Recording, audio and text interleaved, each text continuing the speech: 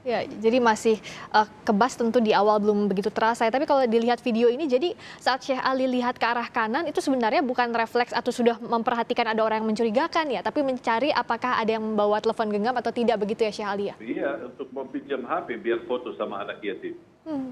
Saat acara baru dimulai, apakah terlihat gerak-gerik yang mencurigakan dari sekitar penonton? Kalau tadi kan masuknya dari area yang memang cukup sepi, tapi apakah para jamaah di sana ataupun juga Syekh Ali melihat ada gerak-gerik yang mencurigakan sebelumnya? Tidak, sama sekali tidak ada, karena saya lagi interaksi dengan jamaah, tidak ada sesuatu yang menarik perhatian atau dicurigakan, apalagi tidak ada orang baru masuk, semua rata-rata sudah pada di tempat. Dan saya kedatangan ke tempat cukup telat, seharusnya jam 4, saya datang hampir jam 5 kurang. Oke. Saat itu ada pengamanan yang cukup ketat dari aparat atau misalnya dari pihak penyelenggara acara misalnya Syekh Ali? Saya sebenarnya memperhatikan masalah keamanan ketika saya bergerak safari dakwah di beberapa titik Ya. dari hari Sabtu, kemudian hari Ahad, hari Minggu. Saya tidak pernah memperhatikan setiap titik pasti ada aparat keamanan, polisi maupun security maupun panitia di luar masjid maupun di dalam masjid. Bahkan setiap titik kami tausiah ada kepala polisi setempat, apa itu Polres atau Kapolsek yang hadir di dalam masjid untuk ikuti acara tausiah itu. Oke. Ya, kecuali titik kejadian ini sama sekali tidak ada aparat keamanan di dalam maupun di luar, sama sekali tidak ada. Oke. Nah, sebelum kejadian ini apakah ada katakanlah ancaman atau teror begitu kepada Syekh Ali atau tidak ada sama sekali? Tidak ada. Alhamdulillah saya tidak punya orang memusuhi saya. Selama 12 tahun saya berdakwah di Indonesia, alhamdulillah selalu menjaga perasaan hati orang yang muslim, non-muslim. Selalu saya menjaga kedamaian, justru saya memimpin umat untuk menjaga kedamaian, kebersatuan, saling mencintai, saling menghormati. Dan silakan periksa semua ceramah saya, tidak ada unsur kekerasan, tidak ada unsur saling menyalahkan, saling menjatuhkan. Ya. Termasuk berbeda pendapat pun saya patuh dan menghormati perbedaan di antara kita. Jadi memang selama 12 tahun ini berdakwah, ini adalah kejadian pertama ya qadarullah, takdir Allah memang terjadi di Bandar Lampung kemarin ya Syekh Ali? Ya, ini pertama pengalaman baru bagi saya dan pengalaman yang sangat luar biasa. Dan juga menjadi pelajaran buat saya agar lebih waspada.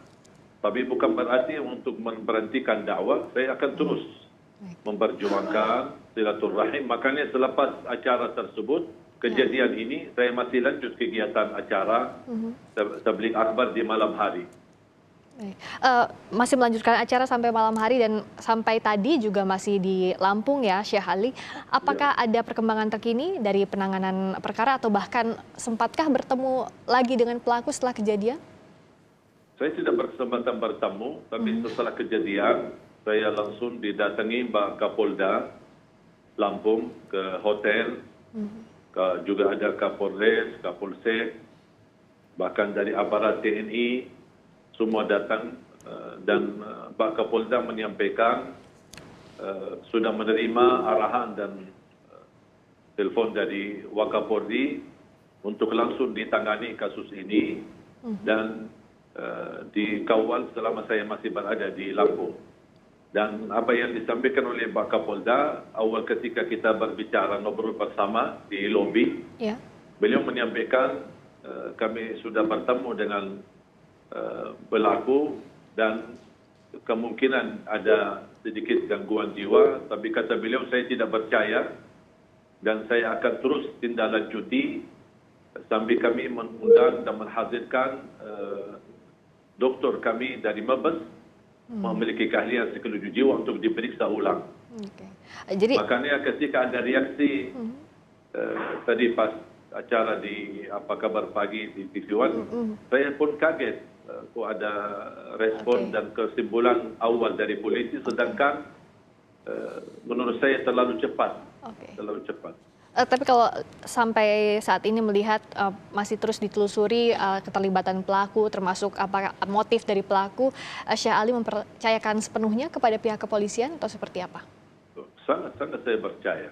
Makanya saya di saat kejadian ini langsung saya buat laporan resmi dan didatengin ke hotel tim BAP yang mereka minta keterangan lengkap dan saya sudah sangat percaya.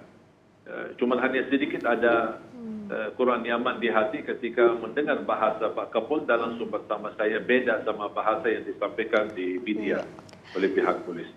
Ia diharapkan terus dilakukan penyidikan terhadap kasus ini agar betul-betul terang motifnya seperti itu ya, Syekh Ali. Betul, betul. Karena saya merasa apa yang terjadi ini, mohon maaf, bukan masalah gangguan jiwa, tapi betul-betul anak itu terlatih dan cara dia berhadapan dengan saya dan mungkin saya bukan ahli psikologi jiwa, tapi saya ahli ruqyah. Insya Allah dari pandangan mata beliau saya bisa mengetahui apakah dia perlu diruqyah atau tidak.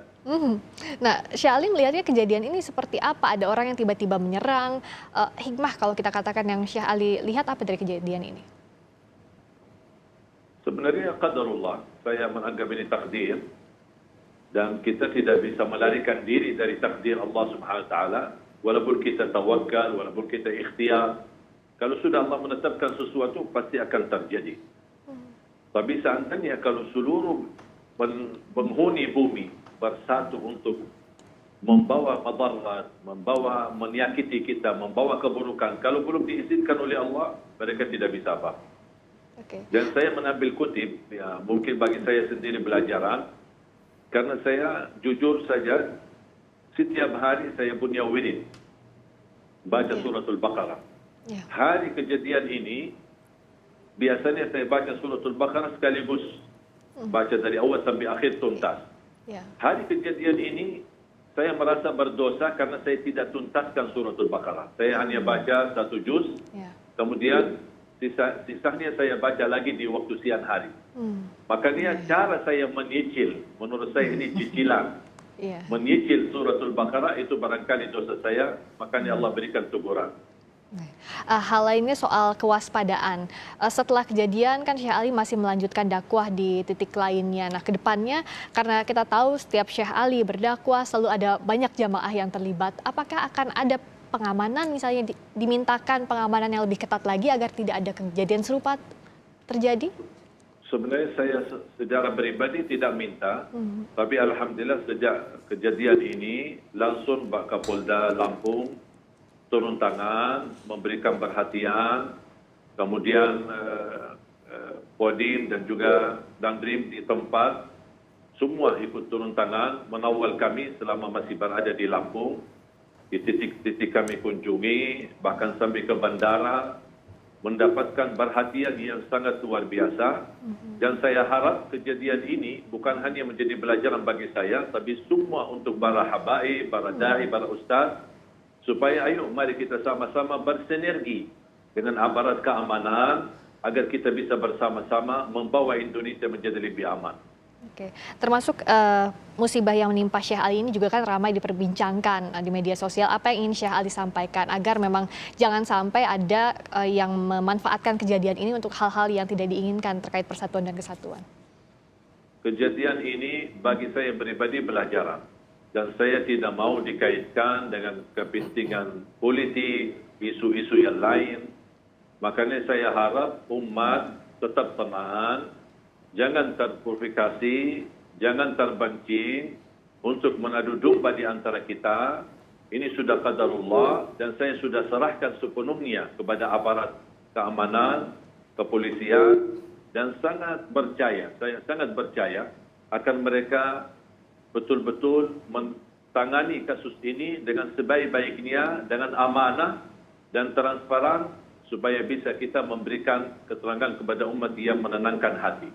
Jangan sampai hal ini dijadikan fitnah dan dijadikan berpecah belah di antara kita. Dan saya tidak mau kaitkan kasus saya ini dengan apa yang terjadi kepada beberapa ulama atau isu-isu ada orang gila, tusuk ulama atau tusuk orang di masjid atau tusuk leher. Yang sudah terjadi berlalu, saya tidak mau kaitkan. Yang saya kerja sama saya, ingin saya memikirkan ke depan. Apa yang kita harus lakukan, apa yang kita harus waspada, dan apa yang kita harus wujudkan kebersamaan agar kita bisa tetap tenang dan merasa aman. Nah. Bahkan ketika kejadian ini, saya justru turun dari panggung, kemudian saya selamatkan anak itu karena mereka, saya melihat jamaah sakit, barangkali sakit hati, dan mereka emosi sampai dipukul-pukul, sampai berluka. Saya langsung tahan, saya turun, saya bilang kasihan, dia manusia. Walaupun dia bersalah, jangan cara kita memperbaiki kesalahan seperti ini. Sampai ada orang jamaah menarik dia seperti karung, menganggap manusia tidak berharga. Saya langsung marah, saya tegur, saya angkat, berdirikan, dan saya bilang sama jemaah, tolong amankan. Jangan kita menghadapi satu musibah, untuk memperbaiki musibah itu malah kita bikin musibah lebih besar. Jadi saat kejadian Syekh Ali masih sempat menahan agar para jemaah tidak main hakim sendiri begitu terhadap pelaku ya?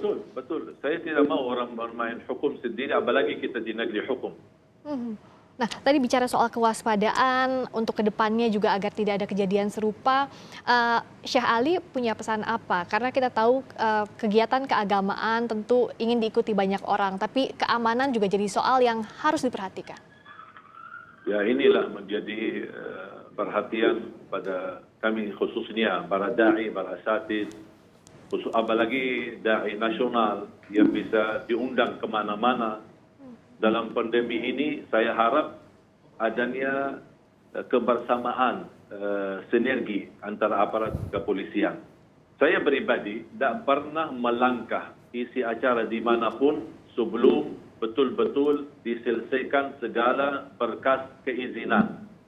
Mau izin dari polisi, mau izin dari majlis ulama, mau izin dari manapun, semua yang terkait, kalau sudah tuntas seluruh izin, baru saya boleh isi.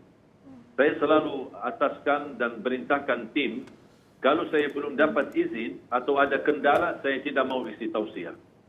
Makanya ketika sudah ada proses izin, berarti mohon maaf, aparat kepolisian dan lain yang ada di tempat, mereka sudah mengetahui kehadiran kami, dan kami harap bisa terjaga, dan apa yang terjadi, saya tidak mau salahkan siapa-siapa, apalagi masyarakat Lampung yang selama ini saya kenal mereka. Saya sudah berkali-kali ke Lampung dan saya kenal mereka orang yang betul-betul mencintai ulama, mencintai kedamaian. Jangan menyudut Lampung ini adalah daerah radikal atau bisa dikatakan tidak aman. Saya tidak mau hal yang seperti ini. Kita harus sama-sama jaga apa yang sudah terjadi, sudah berlalu. Sekarang kita pikirkan ke depan dan saya harap berlaku betul-betul diproses sampai tuntas. Bahkan tadi di Lampung terlihat saat Syekh Ali juga mengunjungi daerah lainnya dibantu untuk dijaga ya. Artinya memang kasus ini mari kita sama-sama lihat bagaimana penyelesaiannya dan semoga tidak terjadi lagi begitu ya Syekh Ali. Betul. Dan saya harap umat semua tenang, jangan terlalu gampang terpancing, jangan terlalu gampang melimparkan isu-isu kepada A, B, C atau kelompok tertentu atau ke politik atau apa. Sama sekali itu tidak ada kaitan. Saya sama orang politik sangat baik, sama pejabat sangat baik, sama aparat keamanan sangat baik, dan bahkan sama masyarakat dan ulama hubungan saya sangat baik. Baik, semoga lekas pulih total Syekh Ali Jaber. Terima kasih banyak atas waktunya di Kompas Petang. Wassalamualaikum warahmatullahi wabarakatuh. Waalaikumsalam warahmatullahi wabarakatuh.